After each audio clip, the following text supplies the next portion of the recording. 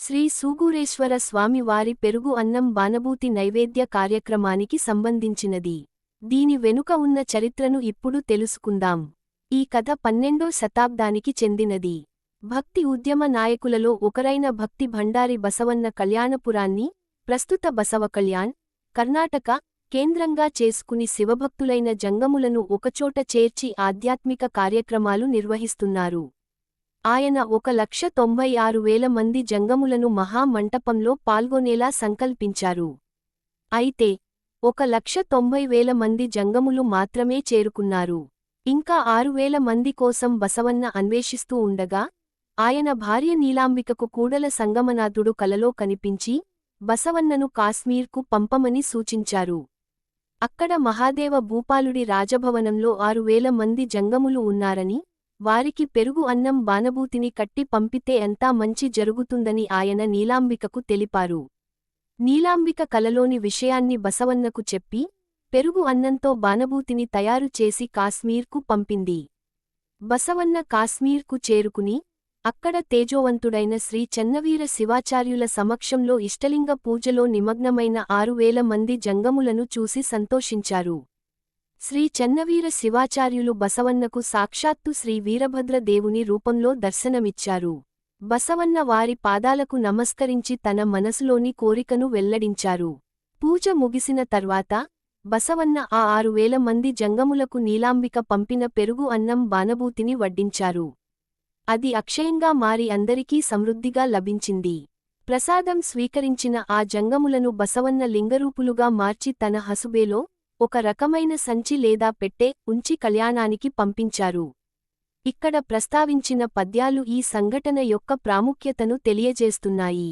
శ్రీ చెన్నవీర శివాచార్యుల గొప్పతనాన్ని, బసవన్న వారిని తీసుకురావడానికి చేసిన ప్రయత్నాన్ని అవి వర్ణిస్తున్నాయి.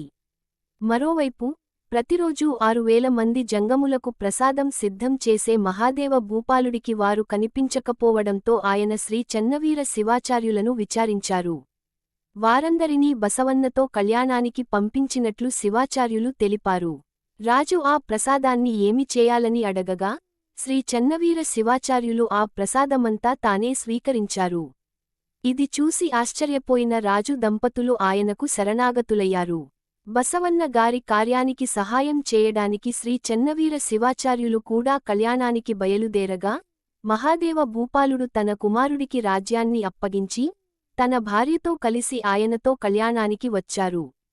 ఈ చారిత్రక సంఘటనకు గుర్తుగా నేటికీ శ్రీ దేవసూగూరేశ్వర స్వామి దేవాలయంలో ప్రతి సంవత్సరం వైశాఖ మాసంలోని కృతికా నక్షత్రం రోజున పెరుగు అన్నం బానబూతిని నైవేద్యంగా సమర్పిస్తారు. భక్తులందరూ కలిసి ఈ మహాదాసోహ కార్యక్రమంలో పాల్గొని ప్రసాదం స్వీకరిస్తారు. ఈ విధంగా, శ్రీ సూగూరేశ్వర స్వామి వారి పెరుగు అన్నం బానబూతి నైవేద్య కార్యక్రమం 12వ శతాబ్దంలోని ఒక ముఖ్యమైన సంఘటనను గుర్తుచేస్తుంది మరియు భక్తి, విశ్వాసం, దాతృత్వం యొక్క ప్రాముఖ్యతను తెలియజేస్తుంది. శ్రీ సూగూరేశ్వర స్వామి మొసరన్న బానబుత్తి నైవేద్య కార్యక్రమం. భక్తిభండారి బసవన్న గారు కళ్యాణంలో 1,96,000 మంది జంగమలను మహా మంటపంలో పాల్గొనేలా సంకల్పించారు. 1,90,000 మంది జంగమలను సమకూర్చారు. ఇంకా 6,000 మంది జంగమల కోసం అన్వేషణ కొనసాగుతోంది. బసవన్న గారి ధర్మపత్ని నీలాంబిక స్వప్నంలో కూడా సంగమనాథుడే వచ్చి, కుమార్తె, బసవన్న గారిని కాశ్మీర్కు పంపు. అక్కడ మహాదేవ భూపాలుడి అంతఃపురంలో ఉన్న 6,000 మంది జంగమలను తీసుకువచ్చే పని పూర్తి అవుతుంది. వారికి నువ్వు మొసరన్న బానబుత్తిని కట్టి పంపు, అంతా మంచి జరుగుతుంది అని చెప్పారు. బసవన్న గారికి నీలాంబిక తల్లి కలలోని విషయాన్ని వివరించి, మొసరన్న బానబుత్తిని కట్టి కాశ్మీర్కు పంపించారు.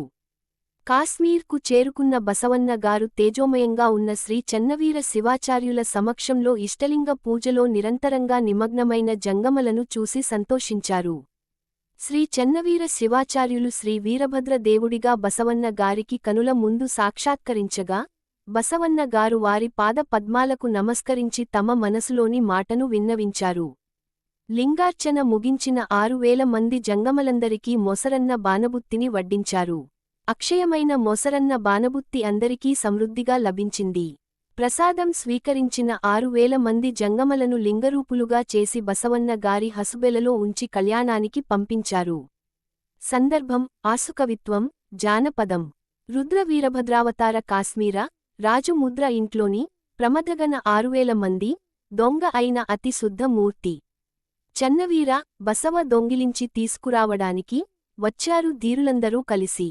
ముద్దు బాచయ్య ఉద్ధరించుచుండగా విరుద్ధవాదులను తన వాదనతో గెలిచిన బుద్ధిమంతులకు సాధ్యమైన కనకాద్రి చాప సచ్ఛిద్ర సంహర సరస కాశ్మీర దేశాధిపతి 6,000 చరవరులను పూజిస్తుండగా వారిలో ఈశ్వర తత్వం పొందిన శరభ బసవ బంధుర కళ్యాణంలో విలసిల్లే అసమాన గణాలను వరించడానికి వచ్చిన బసవ హసుబెలలో వారిని చేర్చి పంపిన శరభ ప్రతిరోజు వలెనే మహాదేవ భూపాలుడు 6,000 మంది జంగమలకు ప్రసాదం సిద్ధం చేయడానికి రాగా 6 జంగమలు కనిపించకపోవడంతో శ్రీ చెన్నవీర శివాచార్యులను విచారించారు.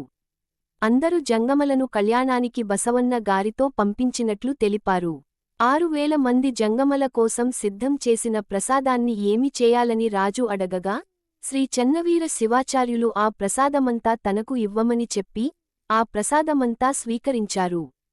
ఇది చూసి రాజు దంపతులు ఆశ్చర్యపోయి శ్రీ చెన్నవీర శివాచార్యుల పాదాలకు శరణాగతులయ్యారు. తరువాత బసవన్న గారి మహాకార్యానికి సహాయం చేయడానికి శ్రీ చెన్నవీర శివాచార్యులు కళ్యాణానికి ప్రయాణం చేస్తానని తెలిపారు.